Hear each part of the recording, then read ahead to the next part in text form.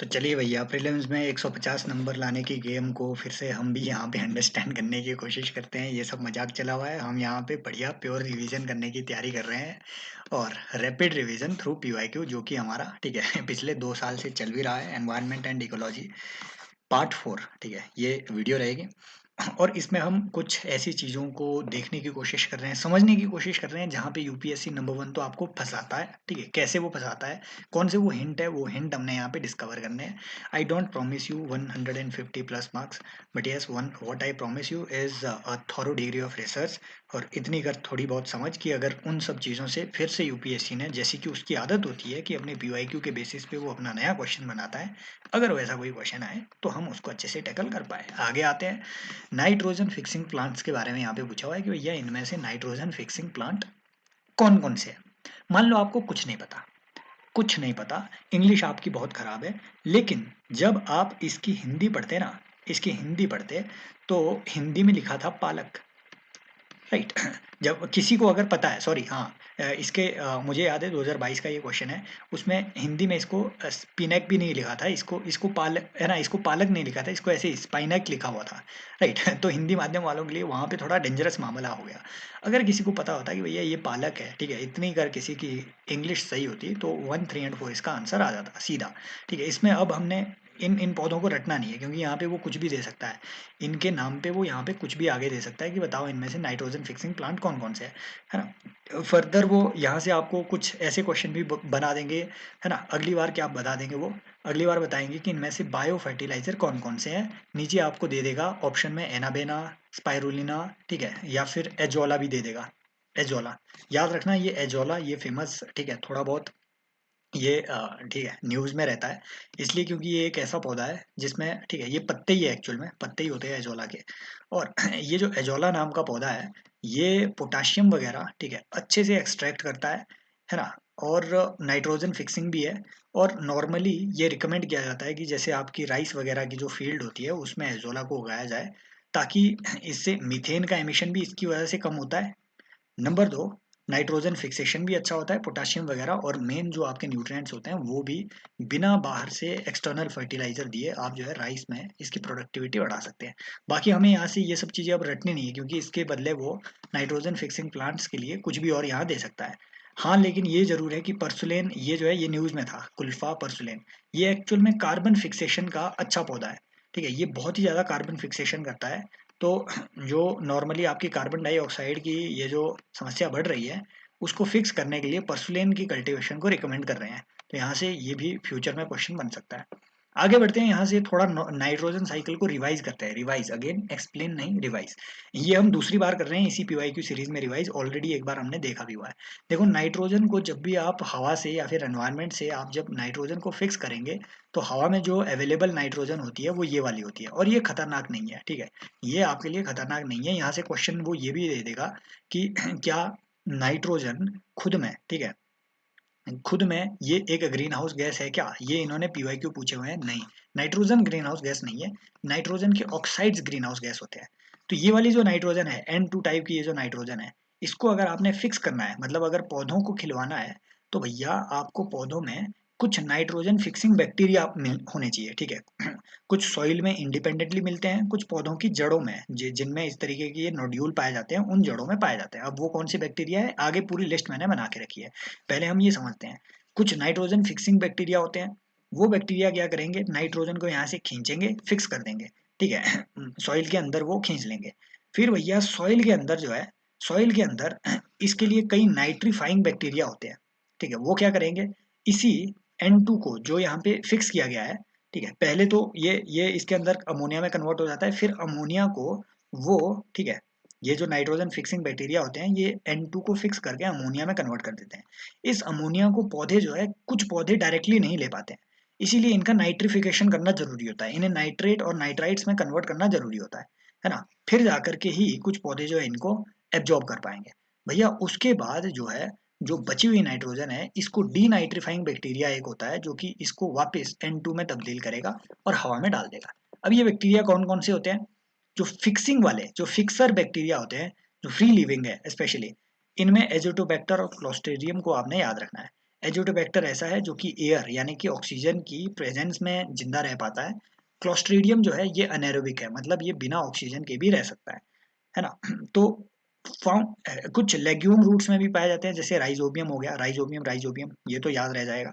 And blue green algae, Anabaena and spirulina. ये spirulina इसलिए भी इंपॉर्टेंट है भैया, इसकी मेडिसिनल प्रॉपर्टीज होती है। आजकल स्पाइरुलिना का कल्टीवेशन नॉर्मली फार्म्स में भी कर रहे हैं लोग, कल्टीवेट कर रहे हैं और फिर इसे बेच रहे हैं। ये बहुत महंगी ये एक ठीक है एल्गी होती है, बेच रहे हैं।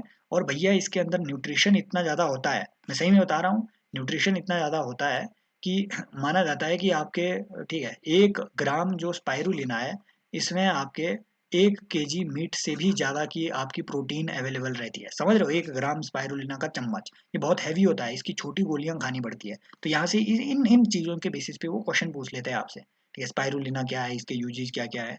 जब ये कल्टीवेट हो रहे हैं तो भैया हो सकता है पॉसिबिलिटी है क्वेश्चन आ जाए। देन भैया भैया अब ये जो यहाँ से इन्होंने मान लीजिए फिक्स कर लिया, एटमॉस्फेयर से आपका N2 इन्होंने फिक्स कर दिया।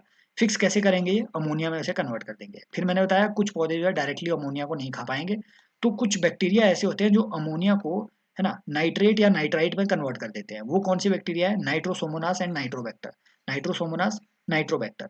फिर सेडोमोनास आता है जो कि उसे डीनाइट्रीफाई करता है, ये लास्ट वाला प्रोसेस सेडोमोनास आता है, Pseudomonas Pseudomonas denitrifying. Nitrosomonas Nitrobacter, Nitrosomonas Nitrobacter, ये क्या करेंगे, नाइट्रिफिकेशन। ऊपर वाले फिक्स करेंगे, सेडोमोनास याद रख लेना। वो यहाँ से क्वेश्चन ये बोलेंगे कि नाइट्रोजन फिक्सिंग बैक्टीरिया इनमें से कौन कौन से हैं। डाल देंगे नाइट्रोसोमोनास और nitrobacter. No, they are not fixing bacteria, they are nitrifying bacteria. Fixing ये ऊपर वाले ही है। क्लियर, यहाँ से क्वेश्चन बना सकते हो।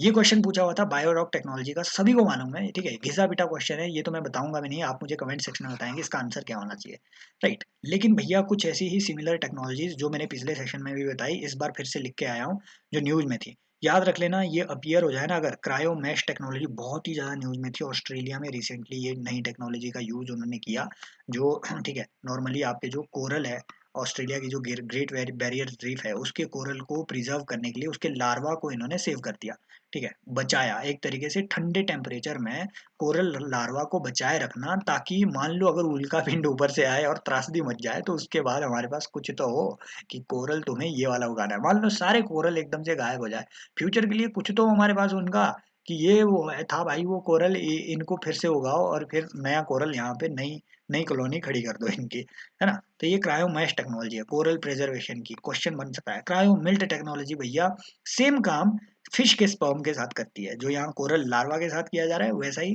फिश के स्पर्म के साथ किया जा रहा है, क्रायो मिल्ट टेक्नोलॉजी। ये बहुत ज्यादा न्यूज में है जैसे ही, क्योंकि भैया आप मुझे बताएंगे कि भैया दुनिया का सेकंड लार्जेस्ट फिश प्रोड्यूसर कौन है, और दुनिया का fourth largest fish produce exporter कौन है, फिशरीज का एक्सपोर्टर कौन है, ठीक है। आप हमें ये भी बताएंगे कि इंडिया में भैया कुछ चौंकाने वाले फैक्ट आपको यहाँ मिलेंगे।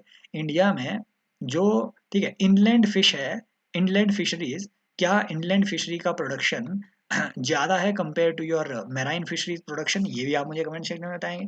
फिर भैया एक टेक्नोलॉजी मैंने परसों भी बताया था, मैं फिर से इसे रिपीट नहीं करूंगा, वाटर ट्रीटमेंट के लिए स्वस्तिक टेक्नोलॉजी। अब ये काम कैसे करती है, इतना हमारे पास टाइम नहीं है, क्वेश्चन वो यही पूछेगा स्वस्तिक टेक्नोलॉजी न्यूज में है किस चीज से रिलेटेड, वाटर ट्रीटमेंट से रिलेटेड, राइट। ऐसे ही अगर वो बोल दे एक और टेक्नोलॉजी जो मैं यहाँ लिखना भूल गया, ठीक है, क्या, bubble bubble curtain curtain technology, ठीक है, टेक्नोलॉजी। ये किस चीज से रिलेटेड है भैया, ये भी वाटर ट्रीटमेंट से रिलेटेड है। इसमें क्या होता है, मान लो ये नदी है, नदी के ऊपर आपके ठीक है बहुत सारा कचरा भरा पड़ा है, तो ये क्या करेंगे भैया, यहाँ एक ट्यूब लगा देंगे, यहाँ एक ट्यूब लगा देंगे, और ट्यूब से हवा ठीक है अंदर ऑक्सीजन या फिर एरेशन करवाई जाएगी, यहाँ बबल क्रिएट किए जाएंगे, बबल क्रिएट किए जाएंगे। ये बबल ऐसे क्रिएट होंगे भैया, है ना, इन बबल्स की क्रिएशन की वजह से जो रिपल्स आएंगे, उस रिपल्स की वजह से ये सारा कचरा एक तरफ को इकट्ठा हो जाएगा, और फिर बाएं आप बैठे तो हैं ही हैं कचरा इकट्ठा करने के लिए। सो ये भी आपसे पूछा जा सकता है। एक ऐसी ही टेक्नोलॉजी आपकी याद रख लेना, जिग जैग टेक्नोलॉजी भैया। अगर ये चीजें अगर जिग जैग टेक्नोलॉजी, ये क्या चीज है, जैसे ये नॉर्मली जो ईंटों की भट्टियां होती है, ईंटों की भट्टियां होती है, उनको बनाने के लिए जिगजैग टेक्नोलॉजी को दिल्ली एनसीआर में मैंडेटरी कर दिया था सुप्रीम कोर्ट ने 1-2 साल पहले, इसलिए ये न्यूज में थी। ये क्या होती है भैया, नॉर्मली आप जो है ईंटों को कैसे सुखाते हैं, भट्टियों में डाला और फिर सुखाने के लिए आपने बाहर इसे छोड़ दिया, राइट। और इसकी वजह से क्या होता है भैया, जो भट्टियां है ना, भट्टियों में जो आप हीट उपयोग में ला रहे हैं, उसका पूरा उपयोग नहीं हो पा रहा है, हीट वेस्ट भी हो रही है। जिगजैग टेक्नोलॉजी में आप क्या करते हैं, जो भट्टियाँ हैं, भट्टियों को ऐसे जिगजैग बनाते हैं, है ना? और ईंटों को यहाँ भी रखेंगे, यहाँ भी रखेंगे, यहाँ भी रखेंगे, यहाँ भी रखेंगे, और इसकी वजह से जो गर्म हवा है वो ऐसे-ऐसे ट्रैवल करेगी और ऊपर तक पहुँचते-पहुँचते ठंडी हो जाएगी। हीट पॉल्यूशन भी नहीं होगा, पूरा उसका यूज़ भी होगा, फ्यूल की बचत भी होगी। जिगजैग टेक्नोलॉजी याद रख लेना, क्वेश्चन बन गया तो भैया माथा ना पकड़ लेना, क्योंकि हम बताए हुए हैं जिगजैग टेक्नोलॉजी जो है न्यूज़ में है, ये किस चीज़ से रिलेटेड है आपको मालूम हो गया है। बायो ट्रिक भी कैसे काम कर रहा है याद रखने की जरूरत नहीं है। पायरोलिसिस है ना, मैं यहाँ पे बता नहीं सकता पायरोलिसिस क्या है, ऐसे समझ लो कि हवा की एब्सेंस में या फिर ठीक है ऑक्सीजन की पार्शियल प्रेजेंस या कंप्लीट एब्सेंस में ही आप जब किसी चीज को जला रहे हैं, जलाना इज योर पायरोलिसिस। मान लो है ना, आपको आप मान लो भगवान ना करे आपकी कहीं किसी तरीके से आकस्मिक हो जाए, लेकिन अगर है ना, अगर आपको जलाया जाता है, इंसान को जलाया जाता है, वो हवा की प्रेजेंस में जलाया जाता है या हवा की एब्सेंस में चीजों को जलाया जाना, दैट इज योर पायरोलिसिस। ठीक है, ये पायरोलिसिस कई चीजों में होता है, इंस्टरनेशन बेसिकली किया जा रहा है आपके हवा के एब्सेंस में। उसी के बेसिस पे आपकी बायो ट्रिक भी है। बायो वेस्ट को मैनेज करने के लिए पायरोलिसिस का जब आप यूज कर रहे हैं, दैट इज योर ठीक है बायो ट्रिक टेक्नोलॉजी। अब डेफिनेटली इससे आप जो है ठीक है, जब आप बायो वेस्ट को इस तरीके से जलाएंगे हवा की एब्सेंस में, तो इससे आपकी मीथेन गैस भी निकलती है। ठीक है, और इससे आपका बायो चार भी निकलता है, बायो चार जो कि क्वेश्चन में ऑलरेडी बन चुका है। राइट, और फिर इससे आपका normally bio oil, bio oil, अब ये अगर आपको नहीं पता है कि बायो ऑयल जो है ये कैसे इस चीज से डिफरेंट कैसे है, बायो ऑयल क्या होता है ना, ये सब चीजें हम साइंस एंड टेक के पूरे कोर्स में ठीक है कवर कर चुके हैं, और जिन्हें नहीं मालूम है उन्हें नहीं मालूम है। अब इन सब चीजों को इतना मैं एक्सप्लेन नहीं कर सकता हूँ कि इनके बीच का डिफरेंस क्या है, याद बस ये रखना कि इससे निकल क्या क्या रहा है। क्लियर? देन वायलोजन, ये भैया ये क्वेश्चन सीधा आ जाए ना तो हैरान मत हो जाना, क्योंकि ये बहुत ज्यादा न्यूज में था, आपसे स्किप हो गई होगी वो अलग बात है, हमसे नहीं होती है। आईवो एफएम न्यूज में था, पिछले लेक्चर में भी मैंने बताया आपको। आईआईएससीआर जो पुणे है, इन्होंने नया बनाया हुआ है, इंडिजीनियस है भैया, और इसलिए ये बहुत इंपॉर्टेंट है क्योंकि वाटर ट्रीटमेंट करता है दोनों ऑर्गेनिक और इनऑर्गेनिक, जो भी आपके ठीक है जो भी आपके आयोनिक सब्सटेंसेस होते हैं उनको वायलोजन यूनिट्स के थ्रू, एक तरीके से याद रखो स्पॉन्ज लाइक मटेरियल होता है जो कि आयोनिक रिएक्शन करेगा और ऑर्गेनिक इनऑर्गेनिक मटेरियल को अपने अंदर एब्जॉर्ब कर लेगा। तो ये एक ऐसी टेक्नोलॉजी है भैया जो कि आपको वाटर प्योरीफाई करके दे सकती है। क्योंकि हमने कोरल से रिलेटेड अभी एक टेक्नोलॉजी पढ़ी, अब जो है कोरल को जो है अच्छे से स्टडी कर लेते हैं ये होती क्या है। एक्चुअल में उन्होंने आपसे 2021 में एक क्वेश्चन पूछा था, सिम्बायोटिक रिलेशनशिप किन किन चीजों में देखने को मिलती है, प्रोटोजोआ, नाइडोरिया, है ना, नाइडेरिया और फंजाई, ऐसे उनका ऑप्शन आया हुआ था। अब ये कोरल और कुछ नहीं है बल्कि ये नाइडेरिया है। नाइडेरिया क्या होता है, ऐसी कुछ स्पीशीज जिनमें आपको ठीक है इस तरीके के ये ठीक है ये इस तरीके के चमकीले बाहर को ये ठीक है आपको क्या कहें इसे, ब्रांच लाइक स्ट्रक्चर्स देखने को मिलते हैं। याद रखना कोरल जो है ना, कोरल एक एनिमल है। ठीक है, ये पौधा नहीं होता है, coral is not a plant, it is an animal, यहाँ से क्वेश्चन बन सकता है। जू जेंसले एक एल्गी होती है, इस प्लांट पे इस एनिमल पे बैठी हुई एल्गी है। ठीक है, ये एनिमल क्या करता है, ये एनिमल इस एल्गी को स्थान देता है रहने के लिए। जू जेंसलाई क्या करती है, ये फोटोसिंथेसिस करती है, फोटोसिंथेसिस करके एनर्जी बनाएगी, एनर्जी बना करके वो ठीक है वो इसे भी एनर्जी देगी ताकि ये ग्रो हो सके। ठीक है, देन आगे जो है याद रखना भैया, कोरल के बारे में कुछ लेसर नॉन फैक्ट्स जो आप जानते हैं वो तो आपको पता ही है, कुछ लेसर नॉन फैक्ट्स है भैया, ये आपको इक्वेटोरियल और टेम्परेट वाटर दोनों जगह में मिलता है। फॉर एग्जांपल आप मुझे बताएंगे नॉर्वेजियन, चलो नॉर्वेजियन रीफ तो आपको पता ही है, रोस्ट रीफ कहाँ है ये आप मुझे कमेंट सेक्शन में बताएंगे। और ये शैलो वाटर और डीप वाटर में भी मिलते हैं। इनफैक्ट स्टेटमेंट अगर वो दे कि डीप वाटर जो कोरल है वो ज्यादा है compare to your shallow water control coral, yes याद रखना, डीप वाटर कोरल को हम अभी तक पूरा एक्सप्लोर कर ही नहीं पाए हैं। डीप वाटर में ज्यादा कोरल होते हैं इनफैक्ट, लेकिन उनमें कुछ एसेंशियल डिफरेंस होते हैं। Number one, deep water coral आपके फोटोसिंथेसिस नहीं करते हैं, क्यों? क्योंकि भैया डीप वाटर में है, ऊपर से नीचे सनलाइट जाएगी ही नहीं, फिर वो जिंदा कैसे रहते हैं? वो जिंदा रहते हैं, वो डायरेक्टली जू प्लैंकटन को खा जाते हैं। जू प्लैंकटन कौन होते हैं भैया? मेराइन फूड चेन में कुछ होते हैं फाइटोप्लैंक्टन जो कि फोटोसिंथेसिस करते हैं, ये एकदम शैवाल होता है। इसको खाने वाले जो सबसे छोटे ऑर्गेनिज्म होते हैं उन्हें हम कहते हैं zooplankton, so they are primary consumers of marine food chain. उसी जू प्लैंक्टन को डायरेक्टली ये गेड़ देते हैं, कौन कौन? डीप वाटर के कोरल। समझ रहे हो? तो इनका कोई फोटोसिंथेसिस नहीं हो रहा है, सीधा जू प्लैंक्टन को ये खाए जा रहे हैं। और एक बात और जो आपको ध्यान में रखनी है वो ये ध्यान में रखनी है कि भैया कोरल को ग्रो करवाने के लिए आपको बहुत ही ज्यादा सेलाइन जो वाटर है वो देखने को ठीक है वो आपको चाहिए होता है, वेरी सेलाइन लेवल, ये बहुत ज्यादा सेलाइन लेवल होते हैं पानी का, है ना। दूसरी बात, कोरल वहां वहां नहीं उगेगा जहां जहां सेडिमेंट हो। क्यों? क्योंकि भैया इन्हें क्लियर वाटर चाहिए। क्यों? क्योंकि फोटोसिंथेसिस होना चाहिए। समझ रहे हो बात को? तो वेरी सैलाइन क्लियर वाटर, जहाँ पे वाटर का ड्रेनेज बहुत ज्यादा होगा, रिवर का ड्रेनेज बहुत ज्यादा होगा, वहां भी ये नहीं उगेगा। क्लियर, ये चीजें याद रखनी है। अगली बात कि भैया लाइट पोल्यूशन जो है ना, ये बहुत बहुत खराब काम कर रहे हैं आप, जो एक तरीके से over excessive use of light हम जो कर रहे हैं, इसका सबसे बुरा प्रभाव जो है हमारी जो मैराइन फूड चेन या फिर मैराइन इकोसिस्टम के, जिसे हम कह सकते हैं कि ये अमेजोन फॉरेस्ट होते हैं एक तरीके के, ठीक है, rain forest of oceanic system, उन पे बहुत बुरा फर्क पड़ रहा है। कैसे भैया? कोरल स्पॉनिंग, कोरल स्पॉनिंग क्या होती है? ये कोरल अपने जैसा नया कोरल कैसे पैदा करेगा, उसके लिए ये स्पर्म भी छोड़ता है, एग भी छोड़ता है पानी के अंदर, पानी के अंदर बाहर, ठीक है, पानी के अंदर छोड़ के जो है इसमें फर्टिलाइजेशन होता है। ये स्पॉनिंग का जो प्रोसेस होता है ये अंधेरे में होता है। अब आपने कर दी लाइट ही लाइट, तो जितना ज्यादा लाइट पोल्यूशन उतना नेगेटिव इफेक्ट ऑन कोरल। फिर कोरल की है ना, कोरल की जो ये वाली अंडरस्टैंडिंग है मुश्किल से आपको मिलेगी कहीं पे, जो भी आप, ठीक है, मार्केट में अवेलेबल बुक है, लेकिन ये वाली बहुत मिल जाएगी, इसलिए हम इसे नहीं बताएंगे आपको फ्रिंजिंग रीफ क्या होता है। इस पे तो इन्होंने सीडीएस में इस बार क्वेश्चन पूछ लिया था कि बैरियर रीफ एक्चुअल में क्या होती है। जो आपका मान लो आइलैंड है, इसके चारों तरफ थोड़े थोड़े ऐसे बैरियर बना करके जो है, जो आपकी रीफ खड़ी हो, ठीक है, इनके बीच एक एक कंसिडरेबल गैप हो, उसे हम कहेंगे बैरियर रीफ, ठीक है, मेन ओशन और इसके बीच का एक बैरियर। एटॉल क्या होता है? जैसे आपका, आप मुझे कमेंट सेक्शन में बताएंगे भैया इंडिया में कोरल एटॉल का या फिर कोरल आइलैंड्स इंडिया में कौन से आइलैंड ग्रुप को कहा जाता है। यहाँ देखिए ये अंडरस्टैंडिंग जरूरी है।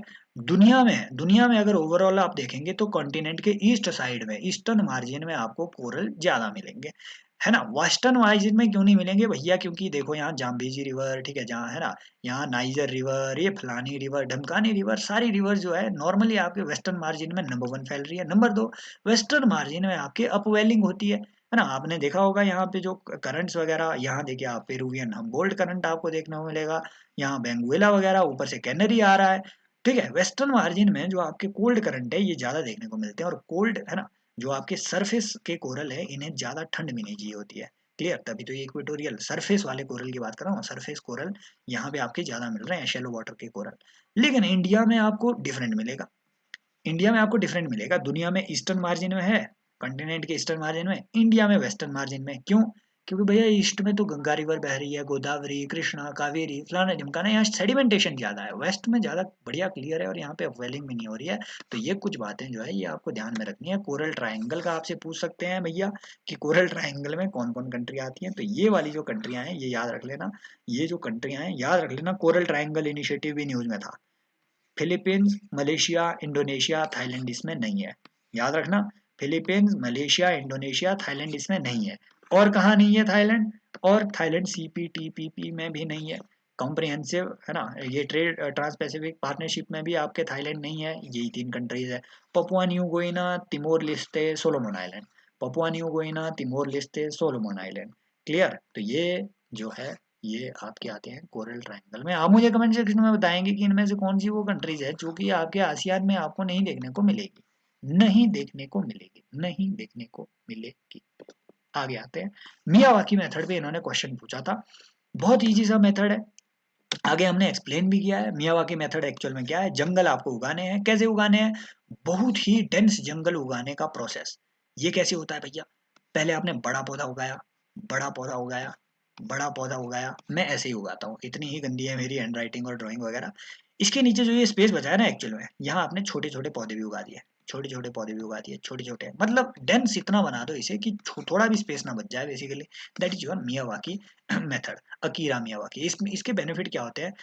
ठीक है, नंबर वन तो क्योंकि इसकी डेंसिटी ज्यादा होती है, तो इसके नीचे घास नहीं उग पाती है। डेंसिटी इतनी ज्यादा है, ऊपर से नीचे भाई पहुंच ही नहीं रही है, ऊपर से सनलाइट इसमें सफिशिएंट नहीं पहुंच रही है, तो इसमें वो जो खरपतवार है वो उग नहीं पाएंगे, तो है ना, यहाँ पे अच्छी एनर्जी इन्हें मिलेगी। दूसरा, कार्बन स्टॉक इसका बहुत भयंकर होता है, ठीक है, कार्बन फिक्सेशन के लिए अच्छा है ये, है ना। अगली बात की भैया जो अर्बन एरिया है, अर्बन एरिया के लिए बहुत अच्छा है। अर्बन एरिया के लिए क्यों? जमीन वैसे ही वहाँ कम है, वहाँ जितना डेंस आप उगाएंगे उतना बढ़िया है। लेकिन इसमें जो है बहुत सारी जो आपकी एनवायरमेंटल बॉडीज है, इन्होंने इस टेक्निक को बहुत क्रिटिसाइज भी किया था। क्यों किया था? इंडिया में स्पेशली, क्योंकि भैया इसमें जो नॉर्मली जिन पौधों का आप यूज करते हैं ये वहाँ के नेचुरल पौधे नहीं होते हैं, ये वहाँ के लोकल पौधे नहीं है, नेचुरल नहीं है। आप कह सकते हैं कि देयर इज अ पॉसिबिलिटी कि ये फ्यूचर में एक्जोटिक भी हो जाए। तो there is this possibility Miyawaki method was in news. आप मुझे बताएंगे Miyazaki, this term was in news, ये मियाजाकी क्या है, ये आप मुझे कमेंट सेक्शन में बताएंगे। मैं बता रहा हूँ भाई साहब, 2 लाख रुपए प्रति किलो का अगर आम खाना हो तो आपको जापान जाना पड़ेगा, सही बता रहा हूँ मैं। लेकिन ये भी मत भूल जाना क्या, जो मैं 10 बार आपको बता चुका हूँ, बोमा टेक्निक। बोमा टेक्निक क्यों न्यूज में थी? अफ्रीका से हमने क्या लाया? अफ्रीका से हमने इस बार भैया लाया, इस बार कहा कूनो पालपुर के लिए हमने अफ्रीका से इस बार क्या लाया, या मुझे कमेंट सेक्शन में बताएंगे। जो कि नामीबिया से लाए गए हैं, वो कौन सी गिफ्ट है जो कूनो पालपुर के लिए नामीबिया से लाए गए हैं, आप मुझे कमेंट सेक्शन में बताएंगे। ना सिर्फ नामीबिया से बल्कि साउथ अफ्रीका से लाए गए हैं, आप मुझे कमेंट सेक्शन में बताएंगे वो क्या चीजें हैं जिसमें से एक का नाम सवाना भी है, और जिनके नाम उन्होंने CDS 2023 पेपर 1 में नाम तक पूछ लिए थे। वो क्या आइटम है, आप मुझे कमेंट सेक्शन में बताएंगे। तो भैया उन आइटम को जो इंडिया डिलीवर की गई, भैया उन आइटम्स को पकड़ा किस टेक्निक से गया था, वो ये थी, ये बोमा टेक्निक थी। बोमा टेक्निक अगर पूछा जाए, सिंपल याद रखना, जानवरों पे ऐसा ट्रैप सेट कर देंगे ये, है ना। ये देखो दूसरी दो तरफ बड़े बड़े, ये जो है जंगली जानवरों के लिए ट्रैप सेट किया हुआ है, दो तरफ बड़े बड़े ऐसे ये फनल इन्होंने लगा दिए, यहाँ सामने इनके लिए शिकार रखेंगे ये। अब भैया जानवर तो जानवर है ना, दिमाग इनमें होता है तो घुटने में होता होगा, इनको बस दिख गया सामने कि यहाँ शिकार है, भेड़ चाल से दौड़ गए, भेड़ चाल से जैसे ही दौड़े पीछे से इन्होंने बंद कर दिया, अंदर शटर क्लोज और बंदे अंदर। अगला क्वेश्चन बोल रहा है कि इंडिया सैनिटेशन, ये हमने यहाँ से हिंट जानना है। जब भी आगे अगर मैं बोलूं, फ्यूचर में अगर वो कोई भी आपको स्टेटमेंट दे दें कि this scheme is funded by WHO या यूएनएस्को, याद रखना उसे ना सीधा सीधा सीधा रॉन्ग कर देना। ये इन्होंने 2 बार कर दिया। एक वाटर डेट है ना, वाटर क्रेडिट का आया था ना, वाटर क्रेडिट बोलते ये स्कीम जो है वो WHO फंड कर रही है, नहीं भैया वो स्कीम ही फ्रॉड है, समझ रहे हो। WHO ना फंडिंग अपने लिए गुजारा नहीं कर पा रहा भाई साहब, ये यूएसए ने जब इनका हुक्का पानी रोक दिया था उस टाइम इनका अपना नहीं चल रहा था, ये क्या फंड कर देंगे किसी को, ये फंडिंग वंडिंग WHO नहीं करता है। अगली बार फिर से अगर वो दे कि WHO ने या नेस्को ने या इसने या उसने ये फंडिंग किया हुआ है, नॉर्मली जो UN की जो ऐसी स्पेशलाइज्ड एजेंसीज है वो ऐसा काम नहीं करती है, फंडिंग वंडिंग स्पेशली कंट्री के लेवल पे तो नहीं करती है। इंडिया सैनिटेशन कोएलिशन पे क्वेश्चन बना था, आगे यहाँ से कैसे क्वेश्चन बना आएगा ये मैं बताऊंगा। तो ये तो गया। दूसरा, national institute of urban affairs is apex body of ministry of housing and urban affairs in government of India, provides innovative solution to address the challenges of urban India. तो बहुत जनरल सी जेनरिक सी statement है और सही भी लग रही है, तो लगा लेना चाहिए, कुछ ना तुक्के मार लेने चाहिए जिंदगी में, क्योंकि अब हम अगर ये अर्बन अफेयर का इंस्टीट्यूट को याद रटने लग जाए तो मजा नहीं आएगा भाई जीवन में, और इस टाइम पे रटने लग जाए बिल्कुल नहीं आएगा। इसलिए इसे हम नहीं देखेंगे, जिसे देखेंगे वो हम देखेंगे इंडिया सैनिटेशन कोएलिशन, जिसे फिक्की ने शुरू किया है। क्यों जरूरी है ये इंफॉर्मेशन? ये 2023 का क्वेश्चन है, 2000 नहीं, ये 2022 का क्वेश्चन है, और 2022 का ही मेंस अगर आप देखें तो उन्होंने पूछा था कि हाउ हैव ट्रेड बॉडीज ठीक है, सॉरी, ट्रेड बॉडीज या trade pressure groups in India, उन्होंने पॉलिसी मेकिंग को कैसे इफेक्ट किया है। एक एग्जांपल ये भी लिख देते हैं यार कि भैया फिक्की ने ऐसा भी इनिशिएटिव शुरू किया है, इंडिया सैनिटेशन कोएलिशन नाम का, सैनिटेशन में ये अपना बड़ा रोल प्ले कर रहे हैं। और भैया ये एक ओपन ओपन इंस्टीट्यूशन है, कोई भी इसमें पार्टिसिपेट कर सकता है, ठीक है, इंडिविजुअल, कोई कंपनी, कोई और। जो वॉश की WHO ने वॉश की अपनी स्ट्रेटजी, जो कि नॉर्मली है ना आपके सैनिटेशन से रिलेटेड, हाइजीन से रिलेटेड, वाटर से रिलेटेड, इन सब चीज़ों से रिलेटेड है। तो उस वॉश स्ट्रेटजी को इम्प्लीमेंट करने के लिए इंडिया सैनिटेशन कोएलिशन किसने लॉन्च किया हुआ है, ये जून 2015 से लेकर के काम कर रहा है फिक्की के अंडर, ये इंडिया में कर रहा है। भैया ये यहाँ पे एक इम्पॉर्टेंट इंफॉर्मेशन है जहाँ से वो फ्यूचर में यहाँ से आपसे क्वेश्चन पूछ सकता है कि IAC क्या करता है। ये India chapter of sustainable sanitation alliance, सुनसा सुनसाना sustainable sanitation alliance, India sanitation coalition, sustainable sanitation alliance के जो इंडिया चैप्टर है, मतलब इंडिया का से रिलेटेड जो इनका फोकस एरिया है उसको इम्प्लीमेंट करता है इंडिया में। अब ये सस्टेनेबल सैनिटेशन अलायंस क्या है, यहाँ से क्वेश्चन पूछेगा वो। ये सब जानने की जरूरत नहीं है कि इंडिया सैनिटेशन कोलिशन ने क्या क्या किया, ये काम वो कर ही रहे हैं, है ना। यहाँ से क्वेश्चन पूछा वो कि sustainable sanitation alliance is a UN organization जो कि SDG 6 को इम्प्लीमेंट करने के लिए जिम्मेदार है। ना ना ना, जहां भी वो अलायंस की बात करें ना फ्यूचर में, दूसरी बात जिंदगी में एक बात याद रख लेना, UPSC अगर एनवायरमेंटल क्वेश्चन में कहीं पे अलायंस की बात करे, एनवायरमेंटल, ऐसा नहीं हो कि भैया वो आपको, है ना, वो आपको वो आपको ग्लोबल वैक्सीन अलायंस, खैर वो भी तो आपका NGO ही है, ग्लोबल वैक्सीन अलायंस, वो हाँ, वो आपके bill and Melinda Gates foundation वगैरह के अंडर आ रहा है। लेकिन मान लो अगर उन्होंने बोल दिया आपको कि है ना, कोई नेटो अलायंस की आपने बात कर दी, आपने लगा लिया यही वाला फॉर्मूला हुआ। मैं बोल रहा हूँ आपको environmental question, not the diplomatic, not the polity वाला, नॉट कोई और क्वेश्चन। एनवायरमेंटल वाले क्वेश्चन में अगर वो बोले कि कोई अलायंस फॉर्म हुआ है, याद रखना वो एक एनजीओ का होगा, एनजीओ टाइप में होगा, वो इंटर गवर्नमेंटल ऑर्गेनाइजेशन नहीं होती, जैसा कि ये भी है। इसमें इंडिविजुअल इंडिविजुअल जाकर के अपना विजन शेयर कर सकते हैं, अपनी चीजें शेयर कर सकते हैं। 2007 से काम कर रहा है, एक एनजीओ है, आप भी इसमें रजिस्टर कर सकते हैं। ये इंडिविजुअल्स के लिए है, ऑर्गेनाइजेशंस के लिए, जो मर्जी आकर के इसमें पार्टिसिपेट कर ले। इंटर गवर्नमेंटल ऑर्गेनाइजेशन बिल्कुल भी नहीं है। जैसे कि ये क्वेश्चन पूछा गया था कि एनवायरमेंटल प्रोटेक्शन एक्ट के तहत इनमें से कौन सी बॉडी बनी थी, जैसे कि यही क्वेश्चन 2023 में फिर से रिपीट हुआ, है ना, सेम नेचर का, कि भैया इनमें से स्टेट्यूटरी बॉडीज कौन सी है। उसमें क्वेश्चन नीचे दे दिया था कि national commission for human rights, एक दो और चीजें वहाँ पे वुमेन राइट्स वगैरह का, ऐसा ऐसे एक दो क्वेश्चन कमीशन वहाँ पे बोल दिए थे। ऐसे ही यहाँ पूछा गया एनवायरमेंटल प्रोटेक्शन एक्ट इनमें से कौन सी चीज के तहत बना है। सेंट्रल वाटर कमीशन ना, ये तो एक एक एग्जीक्यूटिव बॉडी है, ठीक है। Central ground water board again एक एग्जीक्यूटिव बॉडी है। सेंट्रल ग्राउंड वाटर अथॉरिटी, याद रखना ये बनी हुई है। आप मुझे कमेंट सेक्शन में बताएंगे CPCB, central pollution control board, ये कौन से एक्ट के तहत बना है, या मुझे कमेंट सेक्शन में बताएंगे। नेशनल वाटर डेवलपमेंट एजेंसी, ये जो नोडा है, नेशनल वाटर डेवलपमेंट अथॉरिटी, ठीक है। आप आपने सुना होगा कि इसे जो है, ठीक है, ये नोडा, ये तो नंबर वन, ये आपके वाटरवेज डेवलपमेंट के लिए रिस्पॉन्सिबल थी, और ये सोसाइटीज रजिस्ट्रेशन एक्ट के तहत रजिस्टर की गई थी, ठीक है, नंबर वन। नंबर दो भैया, इस नोडा को रिप्लेस करने के लिए रिसेंटली इंडिया में एक नई ऑर्गेनाइजेशन, ठीक है, कॉन्स्टिट्यूट की गई है, NIRA, national interlinking of river authority. आप मुझे कमेंट सेक्शन में बताएंगे कि ये नीरा कैसी अथॉरिटी है, क्या ये स्टेटूटरी है, अगर स्टेटूटरी है तो कौन से एक्ट के तहत बनी है, नहीं है तो फिर कैसी है ना, ये आपको पता होना चाहिए, यहाँ से क्वेश्चन वो बचाएगा। एक बात और, भैया ये कौन सी मिनिस्ट्री के साथ एसोसिएटेड है। नंबर वन, जब मैं आज, है ना, मैं आपको यहाँ कुछ दिखाना चाह रहा था, दिखाना ये कि 2023 में उन्होंने कम्युनिटी रिजर्व पे एक क्वेश्चन पूछा था, यूपीएससी का जो आंसर आया उसमें आया ओनली 2 स्टेटमेंट्स आर करेक्ट। ये नहीं पता कि उसमें कौन सी स्टेटमेंट्स करेक्ट थी, राइट। तो एक एक ने मुझसे पूछा भी था टेलीग्राम पे कि भैया इसका क्या बताओ। तो मैं वाइल्ड लाइफ प्रोटेक्शन एक्ट पढ़ ही रहा था। मुझे नहीं पता मेरा जीवन कितना बर्बाद होने वाला है, क्योंकि एक्ट पढ़ना इज नॉट सजेस्टेबल, लेकिन मैं पढ़ ही रहा था, मुझे मजा आ रहा था इसको पढ़ने में, वाइल्ड लाइफ प्रोटेक्शन एक्ट को। तो इसमें मुझे बीच में ये मिल गया, ठीक है, ये एक्ट का रियल टेक्स्ट है। तो मैंने जो उनको सजेस्ट किया था, आई थिंक, पता नहीं यार मैं नाम भूल गया आपका, मैंने किसको, नरेंद्र वगैरह, आई थिंक किसी का मुझे वो क्वेश्चन भेजा था किसी ने। तो ये आपका आंसर इधर है भैया। ये ये यहाँ पे क्लैरिटी मिलती है कि उसका जो स्टेटमेंट वन था उस क्वेश्चन का, मुझे वो क्वेश्चन यहाँ डालना चाहिए था। जिसे नहीं मालूम, 2023 में ऐसा एक क्वेश्चन आया था कि भैया कम्युनिटी रिजर्व के बारे में बताओ, इनमें से क्या चीज़ें करेक्ट है। तो उसकी जो स्टेटमेंट वन या स्टेटमेंट टू जो थी, कि भैया जॉइंटली जो है स्टेट गवर्नमेंट और जो लोकल अथॉरिटी है वो जॉइंटली उसे इम्प्लीमेंट करते हैं, वहाँ पे कोई भी अगर उसमें चीज़ें करनी हो तो डेफिनेटली वो आपकी बिल्कुल सही बात है ना। स्टेट गवर्नमेंट, हाँ, वो क्या थी वो, उसमें था कि state government becomes the sole authority to govern such, ये है ना, सच सच कम्युनिटी रिजर्व ना भैया। मैं बता रहा हूँ, सारी सारी कोचिंग इंस्टीट्यूट्स की वो देख लेना, आंसर की देख लेना, सबने वहाँ पे वो करेक्ट मार्क किया हुआ है कि हाँ स्टेट गवर्नमेंट के पास सारी पावर चली जाती है। इनफैक्ट उन्होंने ये भी बताया कि भैया जो जो वहाँ पे वो करना, ठीक है, शिकार करना वगैरह है, ठीक है, हंटिंग वंटिंग वगैरह, गैदरिंग वैदरिंग वगैरह, वो बैन हो जाता है।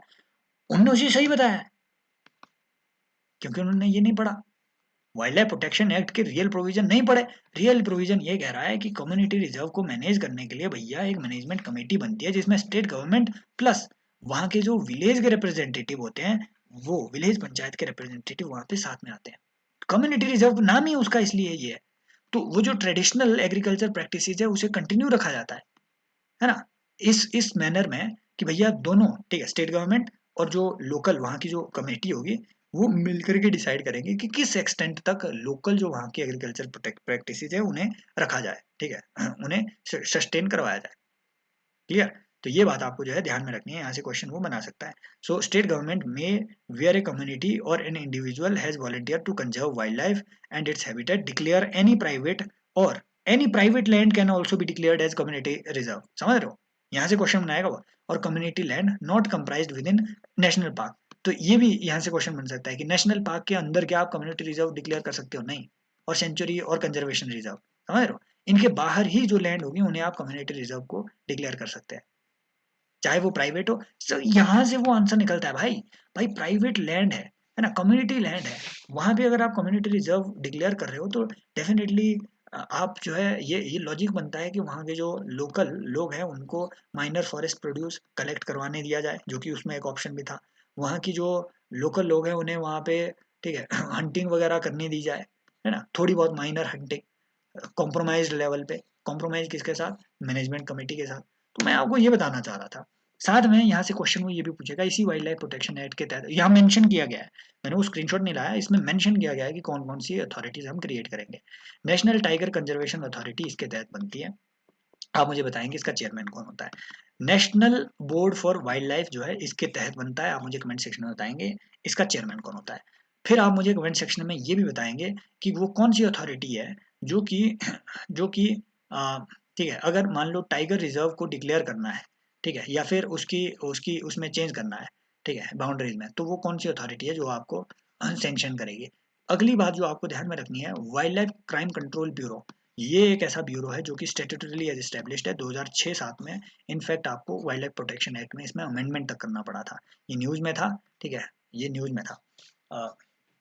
देन आपको ध्यान में ये भी रखना है, क्योंकि इसे TX2 अवार्ड मिला था, ठीक है, TX2 टाइगर की पॉपुलेशन को डबल करने के लिए इसे WCCB को एक अवार्ड मिला था 2 साल पहले, इसलिए न्यूज़ में था। फिर इसके तहत कुछ और जो ऑर्गेनाइजेशंस क्रिएट की जाती है, ठीक है, जैसे अभी वो मैं खुद भी इसमें स्किप कर रहा हूँ, 2-3 ऑर्गेनाइजेशन मैंने खुद इसमें मिस कर दी, लेकिन हाँ ये जरूर है कि इन ऑर्गेनाइजेशंस को ध्यान में रखना, ये इसके तहत बनी हुई है। क्लियर।